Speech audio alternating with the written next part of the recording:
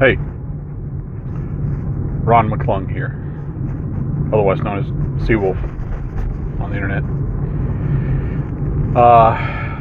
Decided to move my RPGaDay discussions to video because I was inspired by another guy doing the same thing. Ron Blessing, who does it while driving. I would guess while he drives to work. So I appreciate him allowing me to use that idea. Today's question is number 14. What RPG would I prefer for open-ended campaign play? That is a pretty difficult and deep question. I never really did open-ended play. I either did a series of short or 3, 4, 5 session adventures that were linked together, or a actual story arc planned campaign that I already had an ending kind of planned out. Not to high detail, I just knew that I had an idea of what the ending would be. So I'm kind of roping in long-term play, because I've had campaigns that lasted 8 sessions, 7 or 8 sessions, and then I've had campaigns last 3 years running every 2 weeks. So long-term or open-ended play is how I'm approaching it. Of course, I'm also going to approach it from a GM and a player point of view. Each is a different experience, obviously, and you like systems for different reasons based on your position in the game. Additionally, I got a slight caveat. 20 years ago, I probably would answer this question completely different. Today, I like certain systems for what works for me today. 20 years ago, 25 years ago, that's totally different. When I had a support job, sitting at phones, doing largely nothing, I had a lot of time to think up stuff. And so I didn't need as much structure as I do today. And that kind of clues you in where I'm going. So this is more for an opinion of today, and I'll tell you what I did like back then also for my long-term stuff. So from a game master's point of view, I like a simple system, not overly simple. I like to feel like I'm playing a game, for sure. It's in the name of the hobby. So there's role playing, but I also like to game. So I don't like a lot of crunchiness, but I like just enough. So I like to be able to have a planned encounter, but then I also like to have stuff I'm making up. I don't necessarily like random encounters for absolutely no reason, and I've done those and I get less satisfaction out of them, but I like to have a story behind the encounters. So a lot of times that story develops, and then it develops into a monster that they have nothing like and get published, so I have to make it up on the fly. So I do a lot of improv in that way when I feel inspired. So it has to be an easy system that you can get a grasp of the scaling, or from a D&D point of view, the challenge rating system, so that you understand and know what's not challenging to the players and what is challenging to the players, and then you can come up with numbers pretty quickly on the fly to make an encounter challenging enough for those players and make it fair. I don't like it when it's hidden under a bunch of gaming jargon and mechanics. You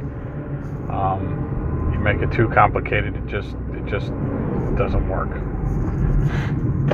So, at least for me.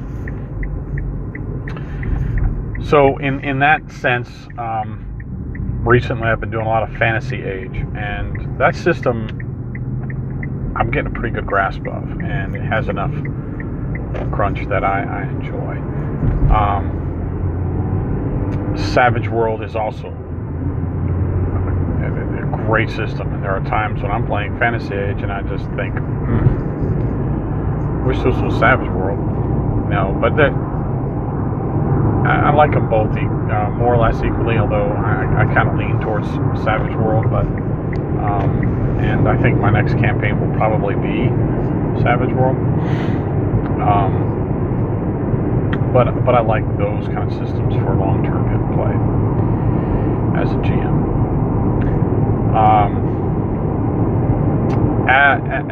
In the back, like I said, 20 years ago, I did a lot of Star Wars D6 or D6 in general. And that system is so easy to wing. But there's not a lot of structure, and so I'll get into that from the player point of view. From the player point of view, I prefer a considerable structure for character development. If you're going long term, you're going to want to feel like your character has grown, has developed, and you want to know that you've changed throughout the campaign. You call it a class system, you can call it a background system, or just something that develops the character year by year, or however long you go. It gives you those elements inside that character that says, yep, I've evolved from the piece of paper that I wrote up however long ago. In that,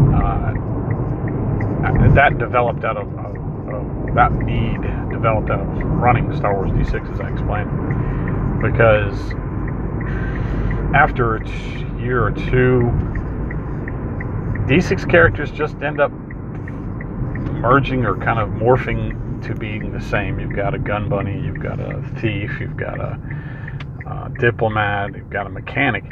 They all end up being the same because there's no restrictions on their character concept. I mean, nothing there in the system to kind of, I wouldn't say limit as much as just keep the character within its concept. So everybody had the same blasters. It didn't really matter, and there was nothing special about each one, nothing differentiating them in general. But when I had time, when I was in my 20s, the differentiating was found in their story, and I was able to create individual plot lines that were pretty vast, and I had one guy that was realizing his whole life was a lie, that he was a clone. Another guy that was that had a child through a woman, one of the antagonists, and she had accelerated his age to the point now that he was the same age as his father, and was hunting him down. And it was a dark Jedi and all this cool stuff. So if you don't have a lot of structure, and you can create those elements through character story. I, on the other hand, don't have that time anymore, and I try to give it a little bit, but the structure that's there in the systems I use are enough to give those elements and give those characters that kind of development, and that's satisfying enough. So in that way, I'm lean towards D&D 5th edition, although that's a little more crunch than I like, but I can muscle through it. Pathfinder's got way more crunch than I ever want. And Fantasy Age I would play, Savage World of course, from a player's point of view too. So that's about it. So that was number 14. Number 15, something about game systems I like to adapt. That's going to be a challenging question. I'll talk about that tomorrow. Until then, always remember, seek the wolf in thyself.